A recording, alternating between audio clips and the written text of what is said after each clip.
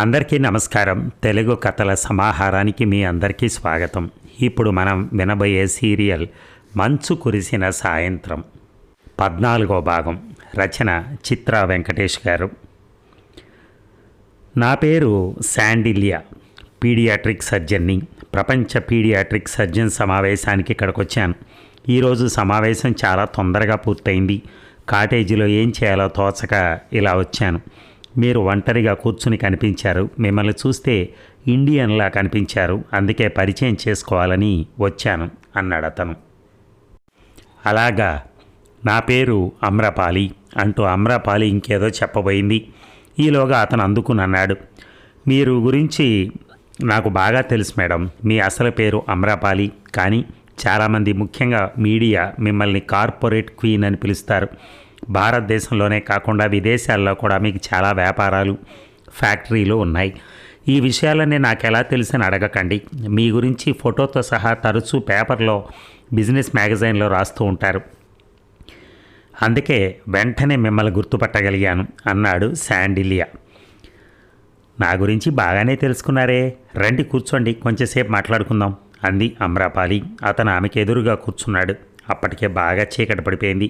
Beach వీళ్ళిద్దరు తప్ప ఇంకెవరూ లేరు. దూరంగా సముద్రం నుంచి వస్తున్న అలల హోరు భయంకరంగా వినిపిస్తోంది. ఇద్దరూ కొంచెంసేపు జనరల్ టాపిక్ మాట్లాడుకున్నారు. ఉన్నట్టుండి అన్నాడు శాండిలియా, మీకు అభ్యంతరం లేకపోతే ఈ రాత్రి మిమ్మల్ని డిన్నర్కి ఆహ్వానిస్తున్నాను. నాకు తెలిసిన మంచి రెస్టారెంట్ ఉంది. అక్కడ భారతీయ వంటకాలు రుచిగా శుచిగా వడ్డిస్తారు. తప్పకుండా వెళ్దాం. ఎన్ని గంటలకు వెళ్దాం అడిగింది అమ్రపాలి. ఇప్పుడు 7 గంటలైంది. సరిగ్గా 8 గంటలకు కారు తీసుకుని మీ కాటేజ్ దగ్గరికి వస్తాను. మీరు రెడీగా ఉండండి అన్నాడు శాండిలియా. 5 నిమిషాల తర్వాత శాండిలియా వెళ్ళిపోయాడు.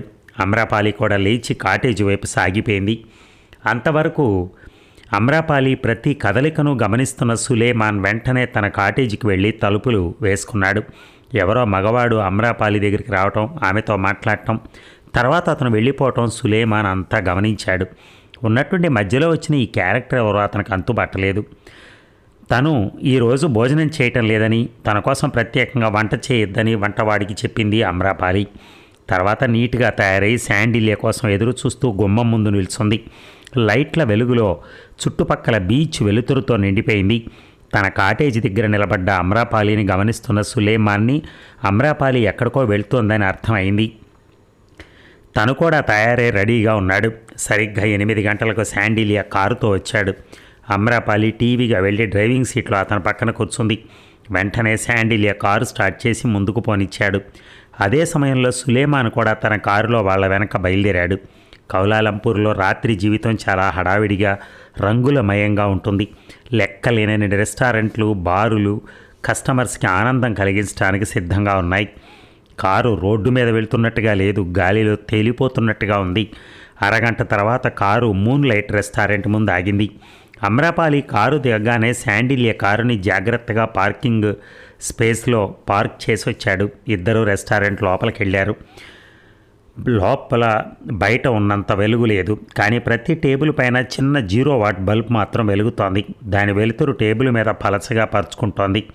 మూన్ లైట్ డిన్నర్కి ఆ హోటల్ చాలా పేరు పొందింది. ఇద్దరూ వెళ్ళి మూలగా ఉన్న టేబుల్ ముందు కూర్చున్నారు. స్టీవర్ట్ వచ్చి, యువర్ ఆర్డర్ ప్లీజ్ అన్నాడు. ఏం కావాలో చెప్పండి అన్నాడు శాండిలియా. ప్రపోజ్ చేసింది మీరు, అందుకే మీరు ఆర్డర్ ఇవ్వటం సమంజసంగా ఉంటుంది అంది నవ్వుతూ అమ్రపాలి.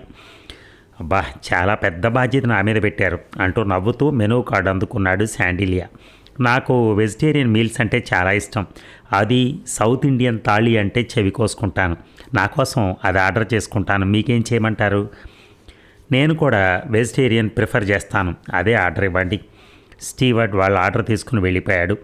అతను అటువైపు వెళ్ళగానే ఉన్నట్టుండి గట్టిగా నవ్వాడు శాండిలియా. ఏమిటి అలా నవ్వుతారు? ఏదైనా పాత జోకు గుర్తుకొచ్చిందా? ఆశ్చర్యంగా అడిగింది అమ్రపాలి.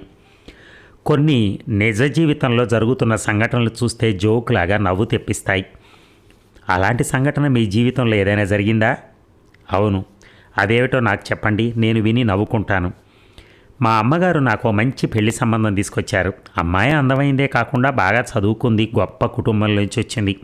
నాకు ఆమె ఫోటో ఇచ్చి ఆమె నచ్చితే చెప్పమని వెంటనే సంబంధం ఖాయం చేస్తానని చెప్పింది. అదే సమయంలో నేను ఈ మీటింగ్కి బయలుదేరుతున్నాను. ఇంకో అరగంటలో ఫ్లైట్ క్యాచ్ చేయాలి. అందుకే ఫోటో తర్వాత చూస్తానని చెప్పి ఫోటోను నా కోటు జేబులో పెట్టుకుని ఎయిర్పోర్ట్కి చేరుకున్నాను. విమానం అరగంట ఆలస్యంగా బయలుదేరుతుందని తెలిసింది. ఏదో సాంకేతిక లోపం ఏర్పడిందని, అది సరిచేసిన తర్వాత విమానం టేకాఫ్ అందుకుంటుందని చెప్పారు ఎయిర్పోర్ట్ అధికారులు. కూర్చుంటే ఏం తోచక అమ్మిచ్చిన అమ్మాయి ఫోటో అప్పుడు తీసి చూశాను. అతిశయోక్తి కాదు కానీ అమ్మ చెప్పింది అక్షరాల నిజం. నిజంగానే అమ్మాయి చాలా అందంగా గ్రేస్ఫుల్గా ఉంది. ఒక్క మాటలో చెప్పాలంటే గ్రీకు శిల్పంలా ఉంది. నాకు తెగ నచ్చేసింది. ఇంటికి వెళ్ళిన తర్వాత అమ్మాయి నచ్చిందని చెప్పాలని తీర్మానించుకున్నాను. నిన్న మీటింగ్ అయిపోయిన తర్వాత నా సహచరులందరూ ఆనందంగా గడపడానికి స్ట్రీప్ టీజ్ క్లబ్కు వెళ్ళారు. అక్కడ న్యూడ్ షో జరుగుతోందని తెలిసి నాకు ఇష్టం లేదని చెప్పి తప్పించుకున్నాను. కానీ ఒక్కడనే కాటేజీలో కూర్చుని ఏం చేయాలో తోచక అలా బీచ్కి వచ్చాను. ఎవరైనా కబుర్లు చెప్పుకోవడానికి దొరుకుతారేమో అని చూస్తుంటే దూరంగా ఒంటరిగా ఒక అమ్మాయి కూర్చుని కనిపించింది. ఆ అమ్మాయి ఎవరో కాదు, మా అమ్మగారు నాకు ఇచ్చిన ఫోటోలో అమ్మాయి. ఇదే కాకతాళీయకం అంటే. నేను పెళ్లి చూపుల్లో చూడవలసిన అమ్మాయి నాకు ఇక్కడ బీచ్లో కనిపించింది. ఆమెతో మాటలు కలిపి నన్ను నేను పరిచయం చేసుకున్నాను. తనెవరో నాకు తెలుసు, కానీ నేనెవరో ఆమెకు తెలియదు. ఇది జరిగింది. ఆ విషయం తలుచుకుంటే ఇప్పటికీ నాకు నవ్వొస్తుంది అంటూ ముగించాడు శాండిల్య. మీరెవరో ఆమెకు చెప్పకపోయారా? ఆసక్తిగా అంది అమ్రపాలి. చెప్పాలని అనుకున్నాను కానీ ఎందుకో చెప్పలేకపోయాను. కారణం తెలియలేదు. ఆమెను చూస్తుంటే గొంతులోంచి మాటలు బయటికి రావటం లేదు. కంఠం మోగబోయినట్టుగా మౌనంగా ఉండిపోయాను అన్నాడు శాండిల్య. మీరు చెప్పినట్టు నిజంగానే ఈ సంఘటన కొంచెం ఆశ్చర్యం, కొంచెం నవ్వు తెప్పిస్తోంది. ప్రతి మనిషి జీవితంలో ఇలాంటి అనుకోని సంఘటనలు 1-2 తప్పకుండా జరుగుతాయి అంది అమ్రపాలి. శాండిల్య ఏదో మాట్లాడబోయాడు. అప్పుడే స్టీవర్ట్ రావడంతో తన మాటలను మధ్యలో ఆపేశాడు. స్టీవర్ట్ వచ్చి పదార్థాలన్నీ నీట్గా టేబుల్ మీద సర్దేసి వెళ్ళిపోయిన తర్వాత అప్పుడు మళ్ళా నోరు తెరిచాడు శాండిల్య. ఇలాంటి సంఘటన మీ జీవితంలో ఏదైనా జరిగిందా? ఒక ప్లేట్ ఆమె ముందుకు తోస్తూ అడిగాడు శాండిల్య. ఇంకా లేదు అంది అమ్రపాలి. ఆ తర్వాత వాళ్ళ మధ్య సంభాషణ ఆగిపోయింది. ఇద్దరూ భోజనం చేయడంలో బిజీగా ఉండిపోయారు. అరగంట తర్వాత వాళ్ళు భోజనం ముగించి ఒక పెగ్ రెడ్ వైన్ తాగారు. ప్రతి రాత్రి భోజనం తర్వాత కొంచెం రెడ్ వైన్ తాగటం అమ్రపాలికి అలవాటు. మీకు హాట్ డ్రింక్స్ అలవాటు ఉందా మిస్ అమ్రపాలి? లేదు, కానీ రోజు ఒక పెగ్ రెడ్ వైన్ మాత్రం పుచ్చుకుంటాను. అది ఆరోగ్యానికి ఎంతో మంచిది. అంతకుమించి నాకు వేరే హాట్ డ్రింక్స్ అలవాట్లేదు. వాటి జోలికి నేను ఇంతవరకు వెళ్ళలేదు కూడా అంది అమ్రపాలి. కొంచెంసేపు అయిన తర్వాత బిల్ పే చేసి ఇద్దరు హోటల్లోంచి బయటకు వచ్చారు.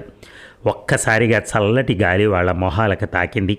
మీరు ఇక్కడే ఉండండి, నేను వెళ్ళి కారు తీసుకుని వస్తాను అంటూ పార్కింగ్ స్పేస్ వైపు వెళ్ళాడు శాండిల్య. అంతవరకు శాండిల్య కారు వెనక ఉన్న సులేమాన్ తన పని పూర్తి చేసుకుని మెల్లగా పక్కకు జరిగాడు. కారు కింద ఎంతో జాగ్రత్తగా అతను అమర్చిన టైమర్ బాంబు యాక్టివేట్ అయింది. ఇంకో పావుగంటలో అది భయంకరంగా పేలుతుంది. దాని శక్తికి కారుతో పాటు అమ్రపాలి ఆమె బాయ్ ఫ్రెండ్ కూడా తునకలైపోతారు. ఇదేమీ తెలియని శాండిల్య కారు స్టార్ట్ చేసి అమ్రపాలి ముందు ఆపాడు. ఆమె కూర్చున్న వెంటనే కారు స్టార్ట్ చేసి ముందుకు పోనిచ్చాడు. కారు హోటల్ గేటు దాటే వరకు నక్కి నిలబడ్డాడు సులేమాన్. కారు గేటు దాటగానే వెంటనే తన కారులో కూర్చుని అమ్రపాలి కారు వెనక బయలుదేరాడు. శాండిల్య డ్రైవ్ చేస్తున్న కారు మెయిన్ రోడ్డు మీద పరుగులు తీస్తోంది. దేదీప్యమానంగా వెలుగుతున్న లైట్ల వెలుగులో కౌలాలంపూర్ కొత్త పెళ్లి కూతురులా మెరిసిపోతోంది. ఇంతలో వేగంగా వెళుతున్న కారు ఉన్నట్టుండి మెల్లగా ఆగిపోయింది. ఏమైంది? కారు ఎందుకు ఆగిపోయింది? అంది అమ్రపాలి. మై గాడ్, పెట్రోల్ అయిపోయింది మేడం. కంగారులో ఈ విషయం చూసుకోలేదు. వెరీ సారీ, అనవసరంగా మిమ్మల్ని ఇబ్బంది పెట్టాను అన్నాడు అపాలజెటిక్గా శాండిల్య. ఏం పర్లేదు, ఇలాంటివి అప్పుడప్పుడు జరుగుతూ ఉంటాయి. దీనికి మీరు సంజాయిషి చెప్పవలసిన పని లేదు. ఇక్కడెక్కడైనా పెట్రోల్ దొరుకుతుందేమో చూద్దాం పదండి అంటూ కారు దిగింది అమ్రపాలి. మీరు కారులో కూర్చోండి, నేను వెళ్ళి పెట్రోల్ తీసుకొస్తాను అంటూ డిక్కీ తెరిచి క్యాన్ తీసుకుని రోడ్డు మీద నిలబడ్డాడు. ఈలోగా అమ్రపాలి కొంచెం ముందుకెళ్ళి పేవ్మెంట్ మీద నిల్చుంది. అప్పుడే ఎవరూ ఊహించని భయంకరమైన పరిణామం జరిగింది. ఉన్నట్టుండి కారు ఢామ్ అంటూ పేలిపోయింది. ఆ ఇంపాక్ట్కి కారు తునకలైపోయింది. కారులోంచి విరిగిపోయిన కొన్ని భాగాలు 4 వైపులా వెదజల్లబడ్డాయి. అందులోంచి ఒక చిన్న ఇనుప ముక్కొచ్చి అమ్రపాలి నుదుటికి తగిలింది. నుదిటిలోంచి వస్తున్న రక్తం చూడగానే అమ్రపాలికి విపరీతమైన షాక్ గురైంది. ఆ షాక్లోనే స్పృహ తప్పి నేల మీద పడిపోయింది. శాండిల్య కూడా దాదాపు ఇదే పరిస్థితి ఎదురైంది. కానీ అతనికి గాజు పెంకులు వచ్చి గుచ్చుకున్నాయి. దాంతో అతను బాధగా అరుస్తూ నేల మీద కూలిపోయాడు. కారు మాత్రం భయంకరంగా కాలిపోతోంది. దానిలోంచి వస్తున్న మంటలు ఆకాశానికి ఎగిశాయి. ఇక అరగంట తర్వాత మలేషియా ఉన్న పెద్ద సూపర్ స్పెషల్ హాస్పిటల్ స్పెషల్ వార్డులో ఉన్నారు అమ్రపాలి, శాండిల్య. ఇద్దరికీ ప్రాణానికి ఏం ప్రమాదం జరగలేదు, కానీ ఒక మోస్తరు గాయాలయ్యాయి. ఇద్దరిని వేరే వేరే వార్డులో చేర్చారు. హాస్పిటల్ అధికారుల వల్ల ఈ విషయం తెలుసుకున్న వర్మ దంపతులు నిర్ఘాంతపోయారు. ఒక్క నిమిషం కూడా ఆలస్యం చేయకుండా చార్టర్డ్ ఫ్లైట్లో కౌలాలంపూర్ చేరుకున్నారు. శాండిల్య తల్లి కూడా అదే ఫ్లైట్లో మలేషియా చేరుకుంది. అమ్రపాలి వార్డులో వర్మ దంపతులు నిశ్శబ్దంగా కూర్చుని ఉన్నారు. ఎదురుగా బెడ్ మీద అమ్రపాలి నిస్తేజంగా పడుకునుంది. ఆమె తలకు చేతులకు కాళ్ళకి కట్లు కట్టున్నాయి. డాక్టర్ అప్పుడే ఆమెకు సెడిటివ్ ఇవ్వటం వల్ల ఒళ్ళు తెలియకుండా గాఢంగా నిద్రపోతోంది. కూతురు పరిస్థితి చూసి వర్మ తల్లడిల్లిపోతున్నాడు. చాముండేశ్వరీదేవి విషయం అసలు చెప్పవలసిన పని లేదు. కూతురుతో పాటు ఇంకో యువకుడు గాయపడ్డాడని తెలిసి అతన్ని చూడటానికి పక్క వార్డులోకి వెళ్ళారు వర్మ. మంచం మీద గాయాలతో ఉన్నటువంటి శాండిల్యను చూసి ఆయన బిత్తరపోయాడు. ఎవరో అనుకున్న ఆయనకి తన కూతురికి కాబోయే భర్త అని తెలియగానే మైండ్ ఒక్కసారిగా బ్లాంక్ అయిపోయింది. ఊహించని వింత పరిణామాన్ని ఎలా అర్థం చేసుకోవాలో ఆయనకు అర్థం కాలేదు. శాండిల్య, అమ్రపాలి దాదాపు వారం రోజుల పాటు హాస్పిటల్లో ఉన్నారు. డబ్బు మంచినీళ్ళలా ఖర్చయింది. తను హాస్పిటల్లో చేరింది కార్పొరేట్ క్వీన్ అమ్రపాలి అని తెలియగానే హాస్పిటల్ యాజమాన్యం ఆశ్చర్యంతో ఆనందంతో ఉక్కిరిబిక్కిరైంది. వారం రోజుల తర్వాత ఇద్దరూ హాస్పిటల్ నుంచి డిశ్చార్జ్ అయ్యారు. అప్పుడే అమ్రపాలికి అసలు విషయం తెలిసింది. శాండిల్య ఎవరో కాదని తన కాబోయే భర్త అని తెలుసుకుని షాక్ అయింది. తండ్రి చూడమని తనకిచ్చిన ఫోటో కూడా అతందే అని తెలుసుకుని ఇంకా ఆశ్చర్యపోయింది. అప్పుడే హోటల్లో చెప్పిన విషయం గుర్తుకొచ్చింది. శాండిల్య కావాలనే అసలు విషయం దాచిపెట్టి తనను సస్పెన్స్లో పెట్టాడని ఆమెకు అర్థమైంది. ఢిల్లీ చేరుకున్న వెంటనే మొట్టమొదట వర్మ చేసిన పని వెళ్ళి పంతులు గారిని కలుసుకోవటం. ఇంకో 15 రోజుల్లో మంచి ముహూర్తాలున్నాయని ఆయన చెప్పాడు. అదే ముహూర్తానికి పెళ్లి జరగాలని తీర్మానించుకున్నాడు వర్మ. ఈ విషయాన్ని వెంటనే కాబోయే వియ్యపురాలకి చెప్పాడు. ఆవిడ కూడా సంతోషంగా ఒప్పుకుంది. ఒకవైపు ఎంత సంతోషంగా ఉన్నా ఇంకోవైపు బాంబు బ్లాస్ట్ గురించి తీవ్రంగా ఆలోచిస్తోంది అమ్రపాలి. ఈ దారుణం చేసింది షాకాలని ఆమెకు తెలియదు. అతను ఇంత పని చేస్తాడని ఆమె అనుకోలేదు, ఊహించలేదు కూడా. కానీ బాగా ఆలోచించిన తర్వాత ఈ పని చేయగలిగింది అతనే అని ఆమెకు నమ్మకం కలిగింది. కానీ ఆ నేరాన్ని నిరూపించే ఆధారాలు కానీ సాక్ష్యాలు కానీ లేవు. ఒక చిన్న ఆధారాలు లేకుండా షాకాల మీద రిపోర్ట్ చేయటం మూర్ఖత్వం అనిపించుకుంటుంది. అలాగనుకొని చేతులు ముడుచుకొని కూర్చోవటం కూడా ఆమెకి ఇష్టం లేదు. ఎలాగైనా అతన్ని తగిన దెబ్బ కొట్టాలని గట్టిగా అనుకుంది. ఆ అవకాశం కోసం ఎదురు చూస్తూ కూర్చుంది. ఆ అవకాశం 4 రోజుల తర్వాత రానే వచ్చింది. ఇంకా కొన్ని రోజుల్లో ఛాంబర్ ఆఫ్ కామర్స్ ఎన్నికలు జరగబోతున్నాయి. గత సంవత్సరం షాకాల్ వర్గం అత్యధిక మెజార్టీతో గెలిచింది. షాకాల్ ప్రెసిడెంట్గా ఎన్నికయ్యాడు. ఇంకొక 2 నెలల్లో అతని పదవీ కాలం పూర్తవుతుంది. కొత్త ప్రెసిడెంట్ని, కొత్త కార్యవర్గ సభ్యుల్ని మళ్ళీ ఎన్నుకోవాలి. మొదటి నుంచి షాకాల్కి పోటీగా ఎవరు నిలబడలేదు. అంత ధైర్యం కూడా ఎవరికీ లేదు.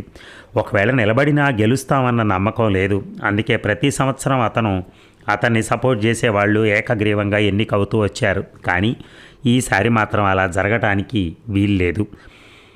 తనే బరిలోకి దిగాలని నిశ్చయించుకుంది అమ్రపాలి. ఎలాగో అలా ఎన్నికల్లో గెలిచి అతన్ని మానసికంగా దెబ్బ కొట్టాలనే ఆమె ఉద్దేశం. కానీ అనుకున్నంత సులభం కాదని ఆమెకు తెలుసు. అందుకే రహదారి కాకుండా దొడ్డిదారిని ఎంచుకుంది. వెంటనే తన పర్సనల్ సెక్రటరీని పిలిచి ఛాంబర్ ఆఫ్ కామర్స్లో ఉన్న సభ్యుల లిస్టు తీసుకురమ్మని చెప్పింది. ఆమె వెళ్ళిపోయిన తర్వాత సహదేవ్కు ఫోన్ చేసి అతనితో 10 నిమిషాలు మాట్లాడింది. చివరిగా ముగిస్తూ సాయంత్రం 7 గంటలకి తన గెస్ట్ హౌస్కి రమ్మని చెప్పింది. ఆమె అనుకున్న పథకంలో మొదటి అంకం పూర్తయింది. సహదేవ్తో మాట్లాడిన తర్వాత 2వ అంకం మొదలవుతుంది. అప్పుడే టేబుల్ మీద ఉన్న ఫోను చప్పుడు చేసింది. బేబీ, నేను మీ అమ్మ ఇద్దరు నీ పెళ్లి బట్టలు కొనటానికి షాపింగ్కి వెళ్తున్నాం. నువ్వు కూడా వస్తే బాగుంటుంది.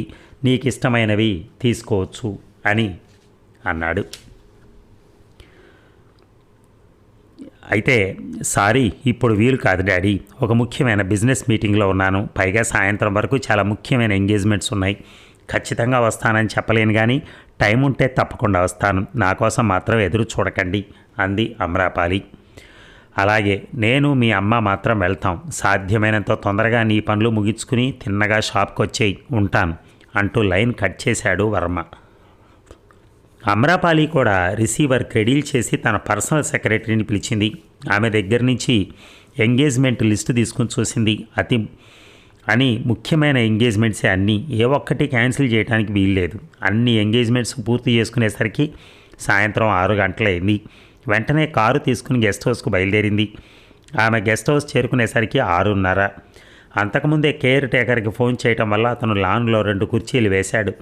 మధ్యలో టీ పై పెట్టి దాని మీద లిక్కర్ సీసాలు అరేంజ్ చేశాడు. అమ్రపాలి ఒక కుర్చీలో కూర్చుని సహదేవ్ కోసం ఎదురు చూస్తూ కూర్చుంది. చెప్పిన టైంకి సరిగ్గా 7 గంటలకు వచ్చాడు సహదేవ్. అమ్రపాలికి మర్యాదపూర్వకంగా విష్ చేసి ఎదురుగా ఉన్న కుర్చీలో కూర్చున్నాడు. మామూలు ఫార్మాలిటీస్ పూర్తయిన తర్వాత కేర్ టేకర్ ఇద్దరికీ లిక్కర్ సర్వే చేశాడు. ఆ సర్వ్ చేసిన తర్వాత తన బ్రాండ్ వైన్ తాగుతూనే బ్యాగులోంచి ఛాంబర్ ఆఫ్ కామర్స్ సభ్యుల లిస్టు తీసి అతని ముందు పెట్టింది. ఈ లిస్టులో 15 మంది పేర్లు వాళ్ళ చిరునామాలో ఉన్నాయి. నాకు వాళ్ళ గురించి పూర్తి వివరాలు కావాలి. అంటే వాళ్ళు ఎక్కడికి వెళ్తున్నారు, ఎవరిని కలుసుకుంటున్నారు, ఏ సమయంలో ఏం చేస్తూ ఉంటారు మొదలైన వివరాలు కావాలి. అంతేకాకుండా వాళ్ళ వ్యక్తిగత వివరాలు, అలవాట్లు కూడా కావాలి. ఈ తతంగం చాలా రహస్యంగా జరగాలి. ఈ విషయం మన ఇద్దరికీ తప్ప మూడో మనిషికి తెలియటానికి వీల్లేదు. అందుకే ఈ అసైన్మెంట్ మీ అసిస్టెంట్లకు అప్పగించకుండా మీరే స్వయంగా చేయాలి. ఎంత తొందరగా వీలుంటే అంత తొందరగా వీళ్ళ గురించి నాకు రిపోర్ట్ కావాలి. అలాగే, తప్పకుండా చేస్తాను. ఎన్ని రోజుల్లో ఈ పని పూర్తి కావాలి అడిగాడు సహదేవ్. మ్యాక్సిమం 4 రోజులు టైం తీసుకోండి. ఈలోగా పని పూర్తి అయితే ఇంకా మంచిది. 15 రోజుల్లో పని పూర్తి చేసి మీకు రిపోర్ట్ ఇస్తాను. గుడ్. ఈ పనికి ఎంత అవుతుందో నాకు తెలియదు. 5 లక్షలు ఇస్తాను. చాలకపోతే అడగండి, మిగిలింది ఇస్తాను. ప్రస్తుతం 5 లక్షలకి చెక్ తీసుకోండి, తర్వాత మీ బిల్లు పంపండి అంటూ చెక్ తీసి ఇచ్చింది. 5 నిమిషాల తర్వాత చెక్ తీసుకుని సహదేవ్ వెళ్ళిపోయాడు. అమ్రపాలి కూడా బయలుదేరబోతుంటే ఆమె సెల్ రింగ్ అయింది. బేబీ ఎక్కడున్నావు? అటువైపు నుంచి వర్మ గొంతు ఆనందంగా వినిపించింది. ఎంగేజ్మెంట్స్ అన్నీ పూర్తయ్యాయి, ఇంటికి బయలుదేరుతున్నాను. ఈలోగా మీరు కాల్ చేశారు. ఇంకో అరగంటలో ఇంట్లో ఉంటాను అని కారు దగ్గరికి చేరుకుంది. ఆమె ఇంటికి చేరుకునేసరికి 8 గంటలైంది. తల్లి తండ్రి హాల్లో కూర్చుని ఉన్నారు. వాళ్ళ ముందు కొత్త బట్టలు దొంతర్లుగా పేర్చి ఉన్నాయి. ఒక పెద్ద బట్టల షోరూమ్ తీసుకొచ్చి అక్కడ పెట్టినట్టుగా ఉంది. ఇన్ని బట్టలు ఎవరికి నాన్న? ఆశ్చర్యంగా అడిగింది అమ్రపాలి. నీకే, ఇంకెవరికి? నీకు ఏ రకం బట్టలు ఇష్టమో తెలియదు, ఏ రంగు బట్టలు ఇష్టమో అంతకంటే తెలియదు. అందుకే అన్ని రకాల బట్టలు అన్ని రంగులవి తీసుకొచ్చేసాం. వీటిలో నీకు ఏది ఇష్టమో చూసి తీసుకో, మిగతాయి పంపించేస్తాను అంది చాముండేశ్వరి. బట్టల విషయంలో దయచేసి నన్ను ఇన్వాల్వ్ చేయకండి. మీకు ఇష్టమైంది ఏదైనా నాకు ఇష్టమే. అంతా మీ ఇష్ట ప్రకారమే కానివ్వండి. మీకు ఏది నచ్చితే అదే కట్టుకుంటాను. మళ్ళీ మళ్ళీ నన్ను అడగవలసిన పని లేదు అంది చల్లగా నవ్వుతూ అమ్రపాలి. ఆ దంపతుల ముఖాలు ఆనందంతో వెలిగిపోయాయి. కనీసం ఇంతకాలానికైనా తన కన్నవాళ్ళని సంతోషపెట్టినందుకు అమ్రపాలికి తృప్తిగా ఉంది. ఇక మరో 10 రోజుల తర్వాత అమ్రపాలి శాండిల్య పెళ్లి వైభవంగా జరిగింది. ఆ శుభకార్యానికి నగరంలో ఉన్న ఐపీలే కాకుండా 2 ఎంపీలు కూడా, సెంట్రల్ మినిస్టర్ కూడా వచ్చారు. 2000 మంది ఆహుతుల సమక్షంలో శాండిల్య అమ్రపాలి మెడలో తాళి కట్టాడు. ఆ దృశ్యం చూసి వర్మ దంపతుల కళ్ళల్లో నీళ్లు తిరిగాయి. ఇంతకాలానికి ఒక్కగానొక్క కూతురు ఒక ఇంటి కోడలైనందుకు వాళ్ళ ఆనందం వర్ణనాతీతం. ముఖ్యంగా చాముండేశ్వరీదేవి కన్నుల పండగగా ఉన్న కూతురు అల్లుణ్ణి కళ్ళార్పకుండా చూస్తూ ఉండిపోయింది. ఇంతకంటే అపురూపమైన దృశ్యం లేనట్టుగా బొమ్మలాగా నిలబడిపోయింది. అమరపాలికి కూడా ఈ మార్పు చాలా ఆనందంగానూ ఎక్సైటింగ్గానూ ఉంది.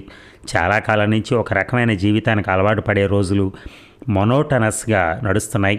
ఒకప్పుడు ఒక వ్యక్తికి భారీగా కొత్త జీవితంలో అడుగు పెట్టబోతోంది. ఇప్పుడు 3 నిద్రల తర్వాత కొత్త దంపతులు యూరోప్ ట్రిప్కి వెళ్ళారు. అక్కడ చూడవలసిన ప్రదేశాలన్నీ చూసి బాగా ఎంజాయ్ చేశారు. అప్పుడే భర్తలో ఒక గుణం గమనించింది అమ్రపాలి. అతనికి చిన్నపిల్లలంటే చాలా ఇష్టం. తెలిసిన వాళ్ళు తెలియని వాళ్ళని తేడాలు లేకుండా పసిపిల్లలు ఎవరు కనిపించినా దగ్గరకు తీసుకుని ముద్దు చేస్తాడు, కావాల్సింది కొనిస్తాడు. ఎందుకో కారణం తెలియదు, కానీ ఈ లక్షణం అమ్రపాలికి కొంచెం ఎబ్బెట్టుగా తోచింది. కానీ ఈ విషయం ఆమె ఇప్పుడు భర్త ముందు బయట పెట్టలేదు. తన భర్తతో పాటు ఆమె కూడా పసిపిల్లలతో ఎంజాయ్ చేసింది. యూరప్ నుంచి వచ్చిన తర్వాత భార్యాభర్తలు ఇద్దరూ ఎవరి వృత్తిలో వాళ్ళు బిజీ అయిపోయారు. ఆ రోజు అమ్రపాలి తన ఛాంబర్స్లో కూర్చుని ఒక ముఖ్యమైన ఫైల్ చూస్తోంది. అప్పుడే టేబుల్ మీద ఉన్న ల్యాండ్ లైన్ టెలిఫోన్ మోగింది. నేను సహదేవ్ని మాట్లాడుతున్నాను మేడం. మీరు చెప్పిన పని పూర్తయింది. ఆధారాలు సాక్ష్యాలు కూడా సేకరించి ఒక కవర్లో పెట్టి సీల్ చేశాను. మీరు ఎప్పుడు రమ్మంటే అప్పుడే వచ్చి వాటిని మీకు హ్యాండ్ ఓవర్ చేస్తాను. మీరు డైరెక్ట్గా నా ఆఫీస్కి వచ్చేయండి, మీకోసం ఎదురు చూస్తూ ఉంటాను అని చెప్పి ఫోన్ పెట్టేసింది. తర్వాత తన పర్సనల్ సెక్రటరీని పిలిచి ఆ రోజున్న ఎంగేజ్మెంట్స్ అన్నీ క్యాన్సిల్ చేయమని ఆదేశించింది. సెక్రటరీ ఆశ్చర్యంగా చూసి మాట్లాడకుండా వెళ్ళిపోయింది. పావుగంట తర్వాత సహదేవ్ చేతిలో ఫైల్ కవర్తో ఆమె గదిలోకి వచ్చాడు. ఎక్సలెంట్ మిస్టర్ సహదేవ్, చెప్పిన సమయం కంటే ముందే పని పూర్తి చేసినందుకు చాలా సంతోషంగా ఉంది. ఫైల్ తర్వాత చూస్తాను, ముందు కవర్ ఇవ్వండి అంది అమరపాలి. అతనిచ్చిన కవర్ సీల్ ఓడదీసి అందులోంచి కొన్ని ఫోటోలు బయటికి తీసింది. వాటిలో ఒక ఫోటో చూసి ఆమెకు షాక్తో పాటు ఆనందం కూడా కలిగింది. ఆ ఫోటోలో ఒక ఆడ మగ శృంగార భంగిమలో ఉన్నారు. వాళ్ళ మొహాలు కూడా స్పష్టంగా కనిపిస్తున్నాయి. మగవాడి పేరు ప్రసాద్, షాకాల్కి బాగా కావలసినవాడు, పెద్ద బిజినెస్ మ్యాగ్నెట్. అతని సహాయంతోనే షాకాల్ ఛాంబర్ ఆఫ్ కామర్స్ ఎన్నికలు ప్రతి సంవత్సరం గెలుస్తున్నాడు. ఒక్క మాటలో చెప్పాలంటే షాకాల్కు కుడిభుజం. ఫోటోలో ఉన్న స్త్రీ కూడా అమ్రపాలికి బాగా తెలుసు. ఆమె షాకాల్ పడుచు భార్య.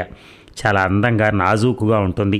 అలాంటి అమ్మాయి షాకాల్ని ఎందుకు పెళ్లి చేసుకుందా అని వాళ్ళ పెళ్లికి వెళ్ళినప్పుడు ఆశ్చర్యపోయింది. డబ్బు కోసం షాకాల్ని పెళ్లి చేసుకున్న ఆమెకు కట్టుకున్న భర్త తన పడుచు కోరికలు తీర్చలేడు అని గ్రహించి ప్రసాద్తో వివాహేతర సంబంధం పెట్టుకుంది. ఆమె ఎవరితోనో రహస్యంగా తిరుగుతోందని అమ్రపాలికి తెలుసు, కానీ అతను ప్రసాద్ అవుతాడని ఆమె ఊహించలేదు. ఈ బాంబు లాంటి ఫోటోతో ప్రసాద్ని తేలిగ్గా లొంగదీసుకోవచ్చు, తను చెప్పినట్టు చేయించుకోవచ్చు. లేకపోతే ఈ ఫోటోలు షాకాల్కి పంపిస్తానని బెదిరిస్తుంది. ఒకసారి ఈ ఫోటోలు షాకాల్ చేతిలో పడితే ప్రసాద్ చావు ఖాయం అందుకని తన ప్రాణాలు కాపాడుకోవడానికైనా ప్రసాద్ తప్పకుండా ఆమెకు సహకరిస్తాడు. ఆ నమ్మకం ఆమెకుంది. మిగతా ఫోటోలు ఆధారాలు కూడా షాకాల్కి సపోర్ట్ చేస్తున్న వాళ్ళని, వీటి సహాయంతో షాకాల్ని చావు దెబ్బ కొట్టచ్చని అమ్రపాలికి ధైర్యం కలిగింది. ఎలా ఉన్నాయి మేడం, మీకు తృప్తిగా ఉందా? నవ్వుతూ అడిగాడు సహదేవ్. ఎక్సలెంట్ మిస్టర్ సహదేవ్, మీ పని నాకు పూర్తిగా తృప్తినిచ్చింది. అందుకే బోనస్గా ఇంకా కొంత ఇస్తున్నాను, తీసుకోండి అంటూ చెక్ తీసి ఇచ్చింది. అందులో ₹1,00,000 రాసి ఉండడం చూసి సహదేవ్ ఆశ్చర్యంతో ఉక్కిరిబిక్కిరయ్యాడు.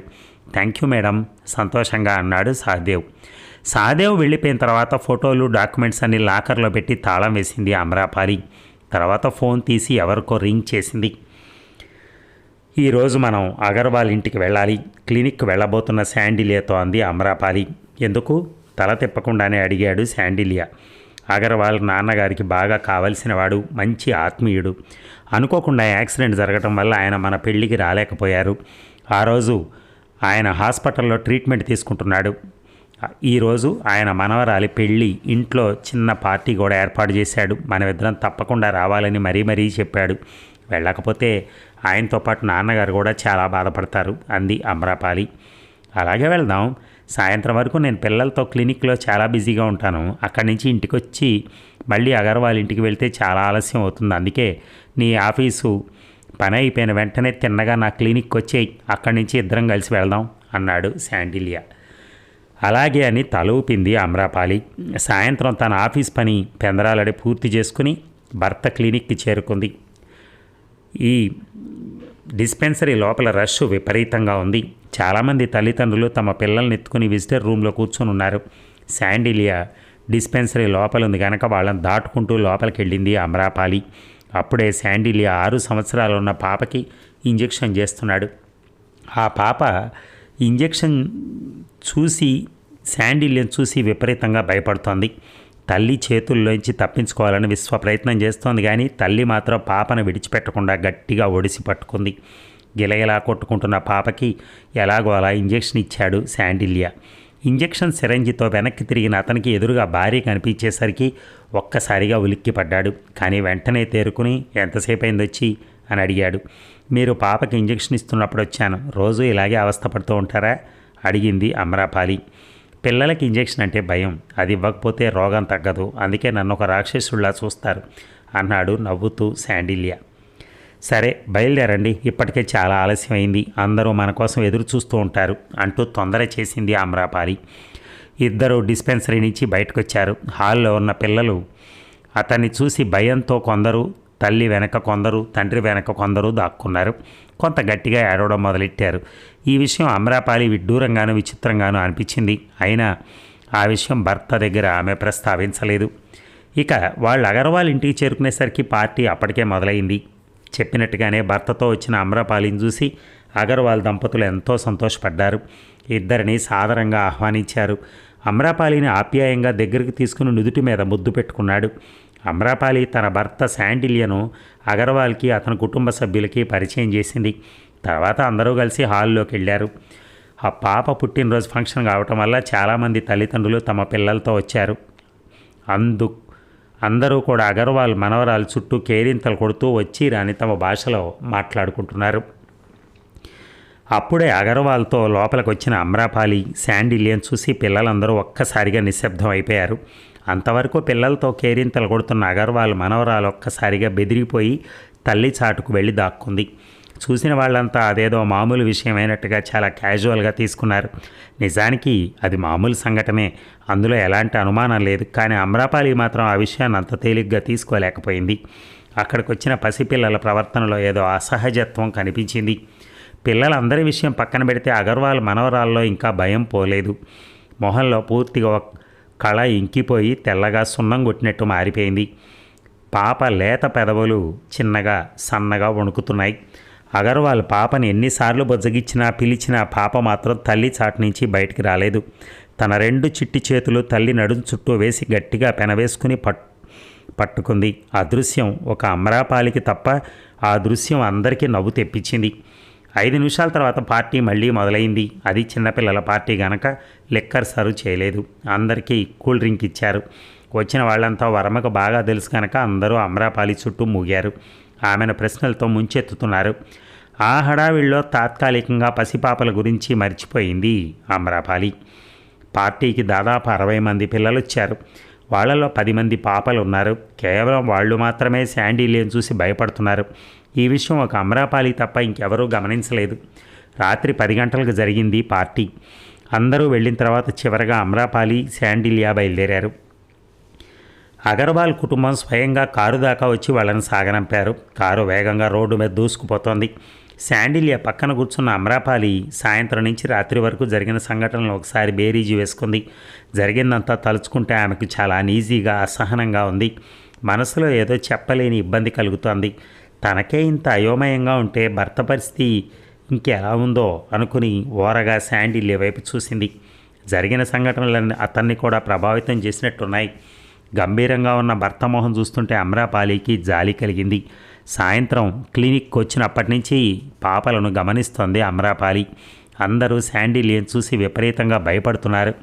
అది మామూలు భయం కాదు, ఒక భయంకరమైన రాక్షసుణ్ణి పసిపిల్లలు ఎంతగా భయపడుతున్నారో శాండిల్యను చూసి అంతగా భయపడుతున్నారు. నిజానికి ఏ డాక్టర్ ఈ విషయాన్ని ఇంత తేలిగ్గా జీర్ణం చేసుకోలేడు. శాండిల్య దానికి అతీతుడు కాదు. 4 మాటలు చెప్పి అతన్ని ఓదార్చాలనుకుంది, కానీ అతని వాలకం చూసిన తర్వాత పలకరించాలని తోచలేదు. అందుకే తన మౌనంగా ఉండిపోయింది. ఇంటికి చేరుకున్న తర్వాత శాండిల్య మౌనంగా గదిలోకి వెళ్ళిపోయాడు. అమ్రపాలి బట్టలు మార్చుకుని అలవాటు ప్రకారం భర్తకు పాల గ్లాస్ తీసుకుని గదిలోకి వెళ్ళింది. తనకు పాలు వద్దని చెప్పాడు శాండిల్య. సిగ్గు విడిచి అతని దగ్గరికి చేరువైతే సున్నితంగా తిరస్కరించాడు. కనీసం అమ్రపాలితో మాట్లాడకుండా ఏదో పుస్తకం దీక్షగా చదువుతూ ఉండిపోయాడు. తర్వాత అమ్మకాన్ని అలాగే గుండెల మీద పెట్టుకుని నిద్రపోయాడు. అమ్రపాలి ఆసక్తి చంపుకోలేక పుస్తకం తీసి పేరు చూసింది.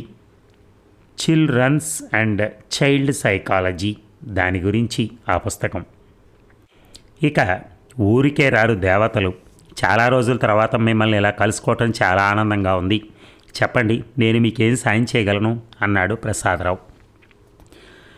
ఇంకా కొన్ని రోజుల్లో ఛాంబర్ ఆఫ్ కామర్స్ ఎన్నికలు వస్తున్నాయి. ఈసారి నేను కూడా ఎన్నికల్లో నిలబడాలనుకుంటున్నాను. ఇంతకాలం షాకాలు అతని మనుషులను మీరు గెలిపించారు, వాళ్ళకి అధికారం కట్టబెట్టారు. కానీ ఈసారి మాత్రం అలా జరగడానికి వీలు లేదు. మీరు నన్ను గెలిపించాలి, అది చెప్పడానికే వచ్చాను అంది అమ్రపాలి. అది నా వల్ల కాదు మేడం. షాకాల్ని ఎదిరించి నేను ఒక్క క్షణం కూడా క్షేమంగా ఉండలేను.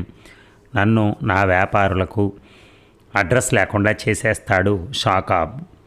అతన్ని ఎదిరించడం అంటే చావును కొని తెచ్చుకోవటమే. తెలిసి నన్ను మృత్యు ఒడిలోకి వెళ్ళమంటారా? నెబ్బర్. అది నా వల్ల కాదు, నా వల్లే కాదు, ఇంకెవరి వల్ల కూడా కాదు. అంటే మీరు నాకు సపోర్ట్ చేయరన్నమాట. అన్నమాట కాదు, ఉన్నమాట. నేనే కాదు, శాఖలను ఎదిరించి ఎవరూ మీకు ఈ సహాయం చేయరు. అనవసరంగా శ్రమ పడకుండా ఈ ఎలక్షన్ నుంచి తప్పుకోండి. అది మీకు, మీ కుటుంబానికి కూడా మంచిది. దాదాపు 5 సంవత్సరాల పాటు శాఖలు అతనికి మద్దతుదారులు గెలుస్తూనే ఉన్నారు. ఈసారి మాత్రం అలా జరగడానికి వీల్లేదు. 600 అయినా శాఖలు ఓడిపోవాలి. అందుకు మీరు నాకు సహాయం చేయాలి. అది మాత్రం నా వల్ల కాదని ఇంతకుముందే చెప్పాను. అయినా మీ పిచ్చి అని శాఖలను ఓడించడం ఎవరి వల్ల కాదు. ఆ ధైర్యం, సాహసం కూడా ఎవరు చేయరు. ఈ విషయంలో నేను మాత్రం ఏం చేయగలను? శాఖల్ని ఎదిరించి బట్టగట్టలేను. పైగా చాలా సంవత్సరాల నుంచి శాఖలకు నేను మద్దతు ఇస్తున్నాను. ఇప్పుడు ఉన్నట్టుండి నేను పార్టీ మారితే శాఖలు చేతులు ముడుచుకుని కూర్చుంటాడా? నా అంతు చూస్తాడు. అంత రిస్క్ నేను తీసుకోలేను, క్షమించండి, మీరు ఇంకెవరి దగ్గరికైనా వెళ్ళండి అన్నాడు ప్రసాద్ నిర్మోహమాటంగా. మీరు చేయకూడదనుకున్నా చేయక తప్పదు రావు గారు, అంది తాపీగా అమరాపాలి. చేయక తప్పదా ఏమిటి మీరు అంటున్నది? అమరాపాలి మాట్లాడకుండా ఒక కవర్ తీసి టేబుల్ మీద పెట్టింది. అందులో మీకు సంబంధించిన ఫొటోస్ అన్నీ ఉన్నాయి. వాటిని చూస్తే మీ మనస్సు తప్పకుండా మారుతుంది. ఎలాంటి షరతులు లేకుండా నాకు సహకరిస్తారు. శాఖల గురించి పూర్తిగా మర్చిపోతారు. చూడండి, మీకే తెలుస్తుందంటూ ఫోటోలని అతని ముందుకు తీసింది. ప్రసాద్ ఆశ్చర్యంతో ఫోటోలు తీసి చూశాడు. అంతే, అతని మొహంలో రక్తం పూర్తిగా ఇంకిపోయినట్టుగా తెల్లగా పాలిపోయింది. నిర్ఘాంతపోతూ అమరాపాలి వైపు చూశాడు. ఈ ఫోటోలు మీకెలా వచ్చాయి అడిగాడు. తీస్తే వచ్చాయి, అదేం ప్రశ్న? ఇప్పుడు చెప్పండి ప్రసాద్ గారు, ఇప్పుడైనా నాతో సహకరిస్తారా, లేకపోతే శాఖలకు మాత్రమే సపోర్ట్ చేస్తాను అంటారా? ఈ ఫోటోలు శాఖల చేతిలో పడితే ఏమవుతుందో ఆలోచించుకోండి. శాఖలు మిమ్మల్ని ఊరికే విడిచిపెట్టాడు. ఆవేశంతో రగిలిపోతాడు. తప్పు చేసి దారుణంగా చావటం కంటే నాకు సహకరించి ప్రాణాలు కాపాడుకోవడం ఉత్తమం. ఆలోచించుకోండి, తొందరేం లేదు అంది అమరాపాలి. చాలా చక్కని పథకం వేశారు మేడం. ముందు నుయ్యి వెనక గొయ్యిలా ఉంది నా పరిస్థితి. మీరు సహకరిస్తే శాఖలు నన్ను ఊరికే విడిచిపెట్టడు, సహకరించకపోతే మీరు విడిచిపెట్టరు. ఈ ఫోటోలు అతని చేతిలో పట్టం కంటే మీరు చెప్పినట్టు చేయడమే మంచిదని తోస్తోంది. అలాగే మీకు కూడా సహకరిస్తాను, కానీ ఈ ఫోటోలు మాత్రం నాకు ఇచ్చేయండి. ఇవి పొరపాటున ఎవరి చేతులైనా పడితే చాలా ప్రమాదం అన్నాడు ప్రసాదరావు. నా పని పూర్తయిన వెంటనే ఆ ఫోటోలు మీకు పువ్వుల్లో పెట్టి ఇచ్చేస్తాను, మాట తప్పను. ఎలక్షన్స్ ఫలితాలు వెలువడిన మరుక్షణం ఆ నెగిటివ్లతో సహా మీకు ఇస్తాను. అంతవరకు మాత్రం అవి భద్రంగా నా దగ్గరే ఉంటాయి. ఈ కవర్లో మిగిలిన వాళ్ళ జాతకాలు కూడా ఉన్నాయి. వాటిని అడ్డం పెట్టుకుని వాళ్ళను నాకు అనుకూలంగా ఉండేలా చేయండి. మిగతా విషయాలు నేను చూసుకుంటాను అంది అమరాపాలి. అలాగే మేడం అన్నాడు నీరసంగా రావుకి మరికొన్ని జాగ్రత్తలు చెప్పి బయలుదేరింది అమరాపాలి. ఆమెకు చాలా ఉద్వేగంగానూ ఆనందంగానూ ఉంది. ఆమె వేసిన పథకంలో 2వ భాగం పూర్తయింది. ఇక ఎన్నికల ఫలితాలు మాత్రం మిగిలింది. ఊహించని ఎన్నికల ఫలితాలు చూసి శాఖలు నిర్ఘాంతపోతాడు. ఇదంతా ఎలా జరిగిందో తెలియక పిచ్చివాడైపోతాడు. ప్రసాద్ రావు నీ మిగతా సహచరులు పిలిచి కారణం అడుగుతాడు. వాళ్ళు ఏదో ఒక సాగు చెప్పి తప్పించుకుంటారు తప్ప అసలు కారణం చెప్పరు. దాంతో నిజానిజాలు తెలియక మానసికంగా కృంగిపోతారు. అయినా 5 సంవత్సరాల నుంచి ఏమాత్రం పోటీ లేకుండా గెలిచిన అతను మొదటిసారి ఓడిపోయినందుకు మానసికంగా కృంగిపోతాడు. అదే అమరాపాలికి కాకుండా వయసులో పెద్దవాడని కూడా జాలి పడకుండా జమదగ్నిని బాంబుతో దారుణంగా చంపాడు. ఆ తప్పుకి మూల్యం చెల్లించక తప్పదు. ఉన్నట్టుండి కారుని పేవ్మెంట్ పక్కన ఆపి దిగింది అమరాపాలి. ఆనందంతో ఒక్కసారి గట్టిగా నవ్వడం మొదలెట్టింది. రోడ్డు మీద వెళ్తున్న వాళ్ళు కొందరు ఆశ్చర్యంగా చూశారు, మరికొందరు విచిత్రంగా చూశారు. చూస్తున్న వాళ్లకు ఆమె నవ్వు ఒక పిచ్చిదాని నవ్వులా కనిపిస్తోంది. కానీ అది సాధించబోతున్న నిలయానికి గుర్తని ఆమెకు మాత్రమే తెలుసు. ఇక ఛాంబర్ ఆఫ్ కామర్స్ ఎలక్షన్ తేదీని ప్రకటించారు. దాంతో అమరాపాలి చాలా బిజీ అయిపోయింది. తన అభ్యర్థులను సెలెక్ట్ చేసుకుని వాళ్లతో నామినేషన్ వేయించాలని ఒక మంచి రోజు చూసుకుని బయలుదేరింది. ఆమెతో పాటు ఆమె అభ్యర్థులు కూడా వెళ్ళారు. అప్పుడే శాఖల వర్గం నామినేషన్ వేసి బయటకు వస్తున్నారు. సంతోషంతో బయటకు వెళ్తున్న శాఖలకి అప్పుడే అమరాపాలి ఎదురు పడింది. ఇద్దరు ఒక్క క్షణం పాటు ఒకరినొకరు చూసుకున్నారు.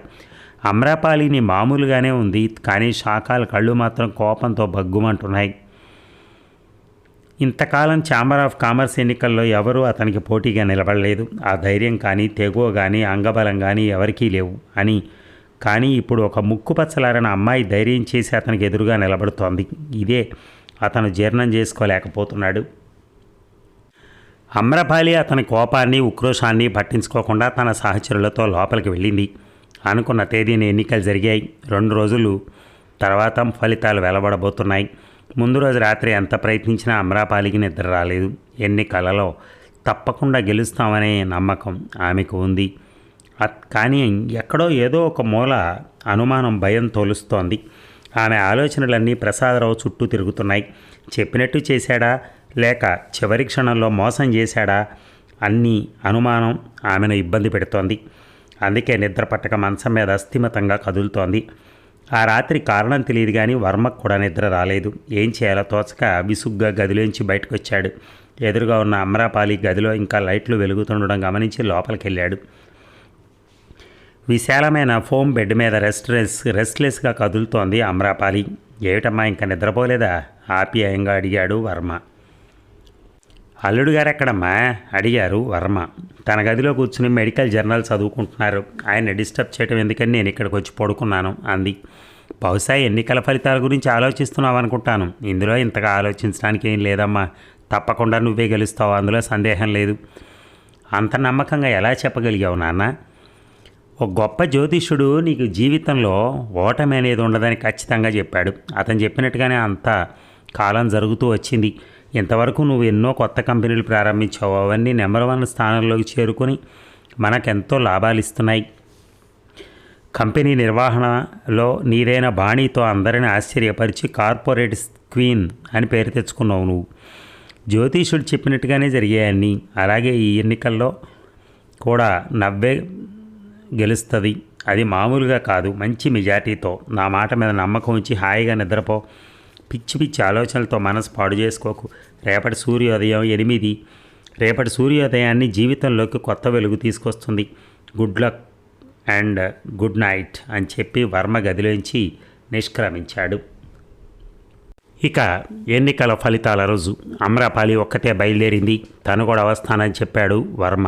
కానీ ఆమె వద్దని చెప్పి ఒంటరిగా వెళ్ళింది.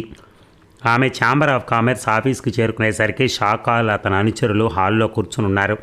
లోపలికి టీవీగా వస్తున్న అమ్రపాలిని కోపంగా చూశాడు. అమ్రపాలి అతని కోపాన్ని పట్టించుకోకుండా వెళ్ళి అతనికి ఎదురుగా కూర్చుంది.